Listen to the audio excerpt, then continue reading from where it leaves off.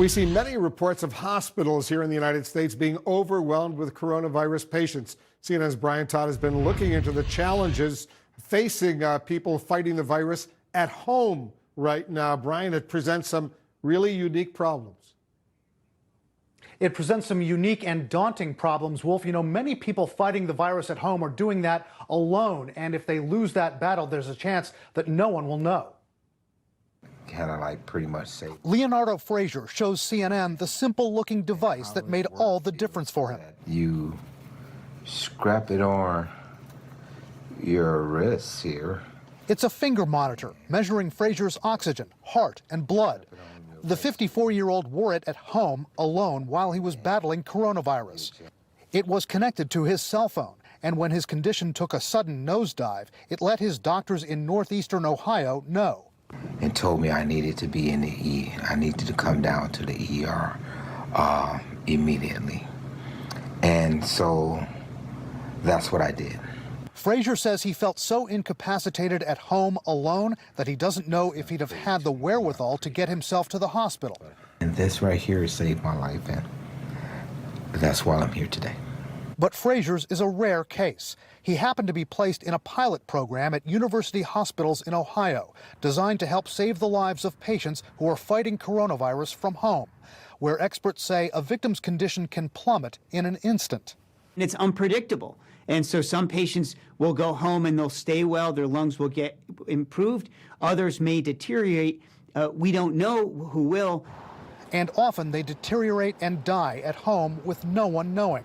Officials in the hardest hit areas say they're struggling tonight to count those who are isolated with the virus at home.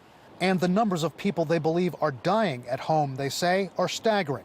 New York City Councilman Mark Levine, who chairs the city's health committee, said before the pandemic, 20 to 25 people died at home in New York on an average day. But in recent days, Levine says, it's been over 200 people a day who are dying at home. We presume that most of that increase is due to coronavirus. Even with ramped-up testing, experts say the numbers of those who died from coronavirus may be well undercounted when all is said and done because of the massive gaps in monitoring of those who died at home. I think during this acute period of time where so many people are not accessing medical care, the folks who are dying at home, the numbers that you're talking about, this will definitely, I think, be a blind spot during this period of time. New York State officials are now scrambling to try to fill those gaps of information, devising ways of counting probable coronavirus deaths, including victims who were not previously tested, and those dying at home whose symptoms fit certain parameters of the virus. I mean, it's just horrendous. But the numbers speak for themselves. I've been over this with our health colleagues, that this used to be a very, very rare thing in New York City, and suddenly it's jumped up. And obviously, the only thing that's changed is COVID-19. But experts say even with post-mortem testing, getting a truly accurate count of the numbers of people who died from coronavirus at home may be near impossible. One doctor told us there's another category of people who could be included in the count of victims of this pandemic, those who died at home from things like heart attacks, strokes, and other illnesses, who refused to go to the hospital out of fear that they might get coronavirus. Wolf? Brian Todd reporting for us. Brian, thanks very much.